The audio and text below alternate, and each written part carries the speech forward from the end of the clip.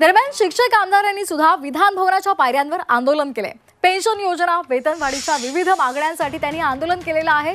2005 पूर्वीच्या शिक्षकांना जुनी पेन्शन योजना लागू करावी अशी त्यांची आग्रही मागणी आहे। समग्र शिक्षा अभियानामधील कर्मचाऱ्यांना कायम करण्याची विनंती सुद्धा त्यांनी आंदोलनातून केलेली आहे।